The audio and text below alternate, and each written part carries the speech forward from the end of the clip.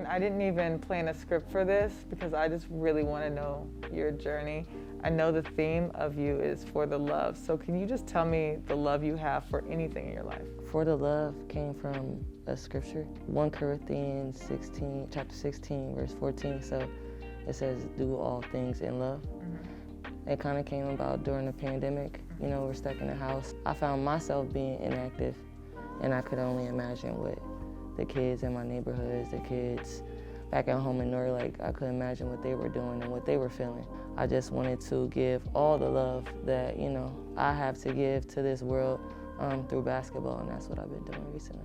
We're gonna get to the kids a little bit later, but I do know that you're one of the people I look at and I'm like, you love the game, but the game hasn't always loved you. So let's walk through that journey. Tell us what are some setbacks, what are some times where you feel like, this ain't love? I want to say it probably started for me in high school. All-state freshman year, all through high school, New Jersey Player of the Year, championships and all those things. But got to my junior year in high school, was playing in a tournament during the summer, and I suffered ACL and meniscus tear, which sidelined me, and I didn't get my senior year. So I want to say that was my first big punch and big taste of adversity from basketball. Was lucky to have a scholarship offer from the University of Maryland. Go Terps, you know. Go Terps. And again, had to go through the same process of just transitioning from being a high school student to a college student itself is hard. So you add the factor that you're kind of going to school for basketball. It's just a whole different ball game. So that transition, and then coming off a major injury, my freshman year was a little rocky. But when that sophomore year came, I felt like I was back to my old self. Junior year rolls around, 6th game of the season against Nebraska, probably having the best game of my life. In the second half, I go down with an ACL injury that year. So sideline once again, but for me, this time was definitely more mentally challenging than the first time. So what were some ways you were able to stabilize yourself, because you've had it before, but you knew that hey, the comeback and setback, comeback, that whole thing. But when it happens again, that's like another blow. So how are you able to mentally prepare and say, hey, I'm not finished just yet? Honestly, I don't think there's a lot of ways that you can mentally prepare for an injury. Like I said, I knew the process, so I knew that there was definitely going to be physical pain involved, but also getting back to, thinking about the game as a whole, not being scared, right? Understanding that there's a chance that I might potentially not come back as the same player, or my body might not react the same. And so I think those, doubts and worries and, that anxiety comes with any injury, and you trying to fight back from it. But what did help was having supportive teammates, good friends. I had family around to keep motivating me. As much trauma and injury that has occurred, you've had some great success. So what's one moment that really stands out to you that you were like, this is fulfilling to me, this means something to me? I want to say probably the year I came back from my ACL. Which time? The second time in college, for sure. Our first Final Four. I want to say that was one moment that I'm never going to forget. I struggled all year with playing time, consistency, mentally. Our team was a little inconsistent at the time. We had all the pieces, but we could never get over the hump.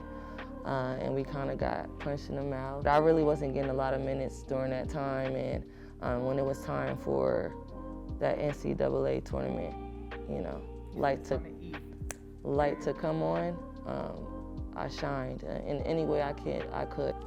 In what ways do you shine? I feel like I'm great at uplifting my teammates with my words. I'm very intentional. I understand that everybody responds differently, right, to different ways you speak to them or just listening. I feel zen. Yeah, right. I understand that we all need grace, and I think that's what I bring. And like I said, I bring this love not only for this game, but just for people. And so it's easy for me to see my teammates be successful and feel like I'm a part of that success. What's something that you tell your kids, because we have the 4 to Love, and that's giving back to the community, and you know what they've been through, you've been that kid. What do you tell them? I tell them to try to definitely enjoy the journey, right? To be present, right?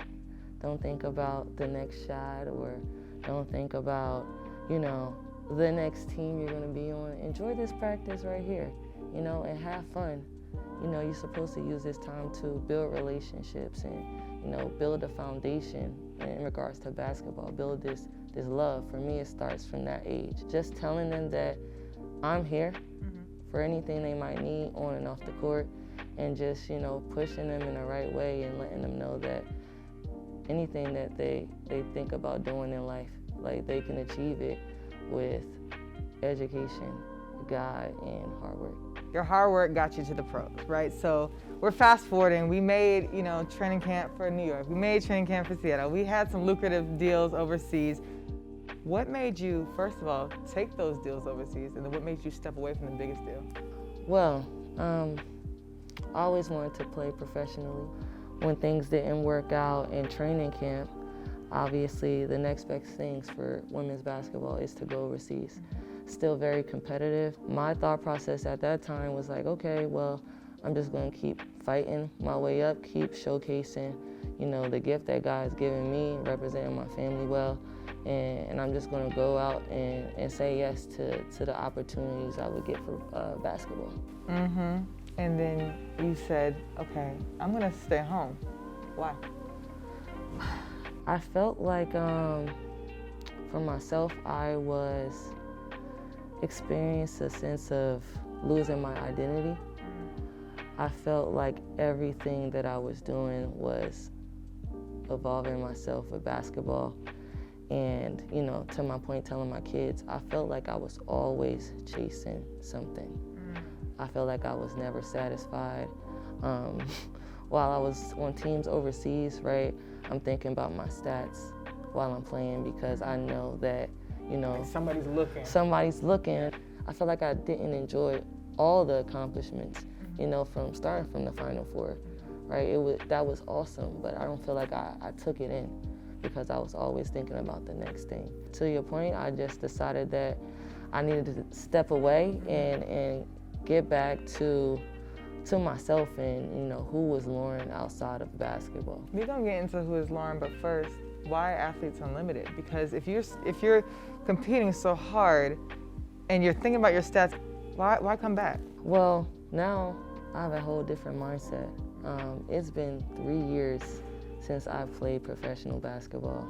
I'm now a coach, college coach at Rutgers Newark. I have a lot of boys and girls from ages 5 to professional. A lot of kids at home from my hometown that I train and that I mentor, and I'm representing them here. And they admire me so much. They admire me so much and respect me so much, and I feel like they're learning a lot from me, but at the same time, I'm getting as much as I'm putting out into them. And they were so supportive of this, and I was doing all women's runs in the summertime also, and I seen how many girls would come out every Sunday to compete, and it was fun building that community, giving them that safe space, that I found my love back for the game. I'm using this present moment right now, and I'm just so grateful for the opportunity to be here. And so now I'm playing with no pressure. I'm playing freely because I'm just enjoying this moment. Not me over here just like zenning out. I'm like, what do I ask you next? No, I'm just kidding. But you mentioned Laurin Mincy outside of the court, and I know you personally, but I always affiliate you for your passion for the game. So I'm asking you, who is Laurin Mincy outside of basketball? Look, I'm a fun girl. You don't say. Well, I feel like a lot of the qualities that, you know, people see on the court or my teammates see on the court is who I am overall. So I'm definitely very family oriented. I love spending time with my family, my friends, and my loved ones. Ultimately, like I said, I love being there to support, you know, everyone and building up my community and uplifting people with my words. I feel like that's my purpose, you know, is to uplift, and I want to try to do that in any way I can. I do affiliate you with music, and it's funny because I've been interested in how basketball and music coincide. So, in your opinion, how do you think the basketball and music intersect? Basketball, music, and let's say fashion, especially now. It's like culture. Yeah, it's like culture. It's a part of the culture. So for me, music and basketball really coincides because basketball is about rhythm. It just gives me a sense of peace, a little rhythm, right? Moves. Yeah, just a little bit. But yeah, I think just music is just a big part of basketball, and I think, you know, in a way, music tells, you know, the story of basketball. I imagine that after all this is over, you have already touched a lot of people, but you will touch the masses. So what do you want to leave the world with? I want the world to love more. I think, you know, that's the central part of why we're all here and, you know, what's going to bring us together. And also, it's okay to start over, and it's okay to make mistakes. And I think if you intentionally live this life and stick to the morals you set for your own self and, you know, be authentically you, that, you know, you can experience a peace and a joy that you probably wouldn't experience any other way. Now me getting emotional over here. We're gonna cut this before. You know, I'm like, look, I love you, and you're not gonna make me cry.